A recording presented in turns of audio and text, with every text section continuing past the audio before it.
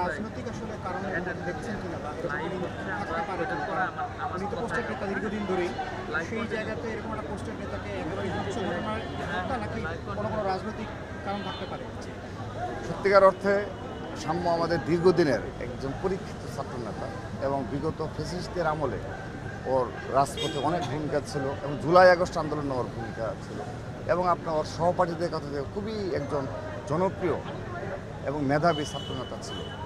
তো আমরা এখনই এর পেছনে রাজনীতি করছি, আমাদের সহকর্মীকে আমরা হারিয়েছি, সেই জন্য আমরা এর পেছনে কোনো কারণ খুঁজতে চাই না। আমরা আমাদের সহপাঠী হত্যা, আমাদের সহযোদ্ধা হত্যার বিচার দাবি করছি, যে বা যারাই জড়িত থাকে, এবং আমরা এটি বিশ্ববিদ্যালয়ের প্রশাসন এবং পুলিশ প্রশাসনের নিকট ছেড়ে দিচ্ছি। তারা যেন সুষ্ঠু তদন্তের মাধ্যমে সঠিক তথ্য বের করে নিয়ে আসে। আমরা আমাদের সহযোগিতা হারিয়েছি, আমরা এখনই এর পেছনে কী রহস্য রয়েছে আমরা সেটা খোলাসা করছি না এবং কোনো রাজনীতিকরণ যেন না হয় সেই বিষয়ে আমরা সচেতন রয়েছি।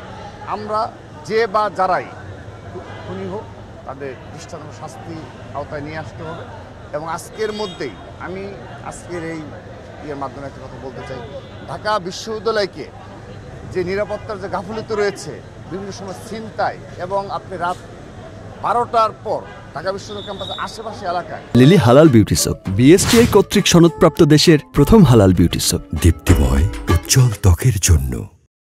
বিশেষ করে চানখারপুল বলেন, আমি যে ঘটনাগুলো বললাম, সুফিয়া কামাল হল সংলগ্ন এলাকাগুলোতে একদম মাদকের অভয়ারণ্য করে উঠেছে। তো এইগুলো তো মাসের পর মাস চলছে, বিশেষ করে জুলাই আগস্ট আন্দোলনের পরবর্তী বাস্তবতায় এগুলো এদেরকে ধরার মতো কোনো সামর্থ্য পুলিশ প্রশাসন রয়েছে কি না এটি নিয়ে আমি সন্দেহ। কারণ আমরা বিভিন্ন সময় কিন্তু এগুলো বলি, কিন্তু কোনো প্রকার কোনো প্রতিকার আজকের দিন পর্যন্ত হয়নি। তো আজকের যে ঘটনা ঘটেছে তারপর আমরা বিশ্বাস করি এই সুরের উদ্যানকে পুরোপুরি নিরাপত্তা বলয়ের মধ্যে নিয়ে আসতে হবে এবং এখানে ঢাকা বিশ্ববিদ্যালয়ের শিক্ষার্থীরা নিরাপদে যাতায়াত করতে পারে, সেখানে যেন নিরাপদে যাতায়াতকালে সামান্যতম কোনো ছিনতাইকারী কিংবা মাদক সেবীদের একজনের প্রবেশ যেন করতে যেন না পারে, সেই ধরনের ব্যবস্থা গ্রহণ করতে হবে।